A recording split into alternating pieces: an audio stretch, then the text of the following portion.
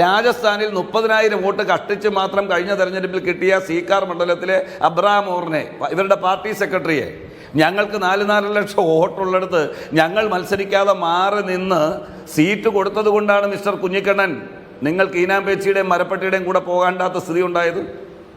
കോയമ്പത്തൂരിൽ നിങ്ങൾ മത്സരിച്ച് MP ആയിരുന്ന സ്ഥലത്ത് നിന്ന് 5 ലക്ഷം വോട്ടിന് DMK ജയിക്കുന്ന സീറ്റാണ് നിങ്ങൾക്ക് തന്നത്. ബംഗാളിൽ ഞങ്ങൾക്ക് 4 ലക്ഷം വോട്ടുള്ള ഒരു സീറ്റാണ് മുഹമ്മദ് സലീം ജയിക്കുമെങ്കിൽ ജയിക്കട്ടെ എന്ന് കരുതി ഞങ്ങൾ തന്നത്. ആ ഔദാര്യവും മര്യാദയും മുന്നണി മര്യാദയും കാണിച്ച ഞങ്ങളുടെ മുഖത്ത് ഇപ്പോഴും കയറാൻ ശ്രമിക്കുന്നത് നിങ്ങളുടെ പക്വതയില്ലാത്ത രാഷ്ട്രീയ വിലയിരുത്തലിൻ്റെ ഭാഗമാണ്. നിങ്ങൾ കേരളത്തിലെ സാഹചര്യത്തിനനുസരിച്ച് മതന്യൂനപക്ഷങ്ങളെ ചൂഷണം ചെയ്യാൻ വേണ്ടിയാണ് ഈ സ്നേഹം പറയുന്നത്. നിങ്ങളൊരു പരാമർശം നടത്തിയല്ലോ, AK ആന്റണി മുസ്ലിം മതവിഭാഗത്തിൽപ്പെട്ട ആളുകൾക്ക് അനർഹമായി ആനുകൂല്യങ്ങൾ കൊടുക്കുന്നു എന്ന് പറഞ്ഞ്. എവിടെയാണ് പറഞ്ഞത്? നിങ്ങൾക്ക് എന്നെ ഒന്ന് ബോധ്യപ്പെടുത്തി തരാമോ? ഒരു ചർച്ചയിൽ വന്നിരുന്ന ദുരർത്ഥം വരുന്ന സമൂഹത്തിന്റെ വാർത്ത ന്യൂനപക്ഷങ്ങൾ അവരുടെ സംഘടിത ശക്തി കൊണ്ട് അനർഹമായി നിങ്ങൾ പറഞ്ഞിരുന്നു. അങ്ങനെ പറഞ്ഞില്ല.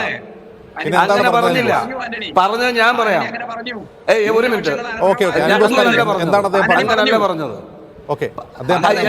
KT കുഞ്ഞിക്കണ്ണ, നമ്മളൊക്കെ എത്രയോ കാലമായി ചർച്ചയിൽ പങ്കെടുക്കുന്നവരാണ്. ഞാൻ സംസാരിക്കുമ്പോൾ നിങ്ങൾ ഇടപെടാതിരിക്കൂ. താങ്കൾ പറഞ്ഞു ഒരു സന്ദർഭത്തിൽ ഞാൻ ഇടപെട്ടില്ല. അതല്ല, അത് ശരിയല്ല. അതിനൊന്നും ഞാൻ വഴങ്ങി തരത്തില്ല. KT കുഞ്ഞിക്കണ്ണൻ എന്റെ സമയത്ത് ഇടപെടാൻ വന്നാൽ ഞാൻ വഴങ്ങി തരത്തില്ല. അത് വേണ്ട. KT കുഞ്ഞിക്കണ്ണൻ, അത് വേണ്ട. നിങ്ങളുടെ സമയത്ത് പറഞ്ഞു, ഞാൻ വഴങ്ങി തരാം. അല്ലല്ല, ഒരു മിനിറ്റ്. അല്ലല്ല, അബദ്ധമൊന്നുമല്ല. ഞാൻ പറഞ്ഞത് ഞാൻ പറഞ്ഞ ഒരു വരി പോലും വസ്തുതാവിരുദ്ധമായിട്ടുള്ള ഒരു കാര്യവും പറഞ്ഞിട്ടില്ല. നോവുമ്പം എടുത്തിയാടിയിട്ട് കാര്യമില്ല. ഇല്ല, വേണ്ടെന്ന്. വേണ്ട KT കുഞ്ഞിക്കണ്ണൻ, അത് വേണ്ടെന്ന്. എനിക്കറിയാൻ പറയാനെന്ന്. എനിക്ക് പറയാൻ അറിയാമട്ടോ. അപ്പൊ അത് എനിക്കറിയാവുന്നത് ഞാൻ പറഞ്ഞോളാം. നിങ്ങൾ ഇല്ലാത്തത് പറയാൻ ശ്രമിക്കണ്ട. AK ആന്റണി പറഞ്ഞത് ഭൂരിപക്ഷ വർഗീയതയും ന്യൂനപക്ഷ വർഗീയതയും ഒരുപോലെ ഈ നാടിനാപത്താണെന്നാണ് പറഞ്ഞത്. മനസ്സിലായില്ലേ? വ്യക്തമായിട്ട് പറയുക.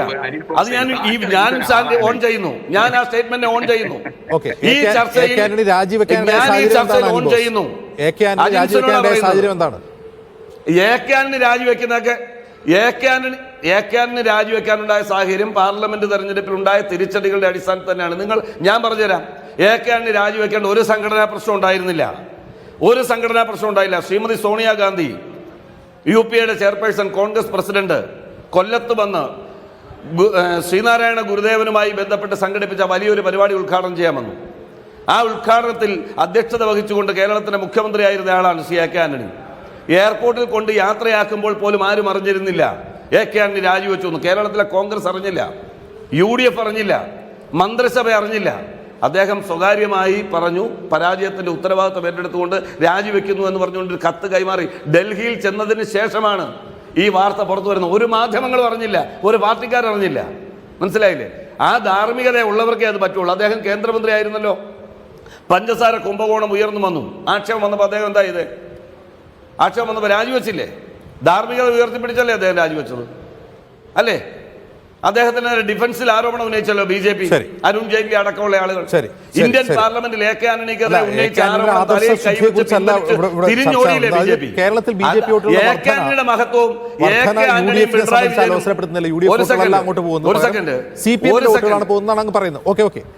ഒരു സെക്കൻഡ് അല്ലല്ല എന്ന് ഞാൻ പറഞ്ഞില്ല. അല്ലല്ല, അജിംസെ ശരിയല്ല. ഞാൻ നിർത്തിയേക്കാം, ഇറങ്ങിയേക്കാം. എനിക്ക് യാതൊരു വിരോധവും ഇല്ല. ഞാൻ പറയാത്ത കാര്യങ്ങൾ പറയാൻ ശ്രമിക്കരുത്.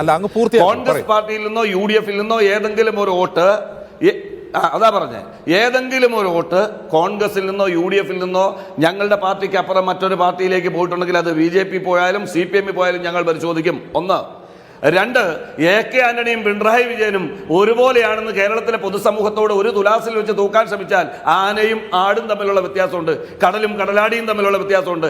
AK ആന്റണി ഉയർത്തിപ്പിടിക്കുന്ന ധർമ്മരാഷ്ട്രീയത്തെ, നന്മയുടെ രാഷ്ട്രീയത്തിന്റെ വഴിയിൽ 7 അയലോക്കത്ത് പോലും ചെല്ലാനുള്ള യോഗ്യത ഇന്നത്തെ കേരളത്തിലെ മുഖ്യമന്ത്രി കൊണ്ടെന്ന് ഒരു പോരാളി ഷാജിയും പറയില്ല, ഒരു കൊണ്ടോട്ടിപ്പടയും പറയില്ല, ഒരു CPM കാരനും പറയില്ല, CPM-നെ സ്നേഹിക്കുന്ന UDF-ന് വോട്ട് ചെയ്ത ആളുകളും പറയില്ല.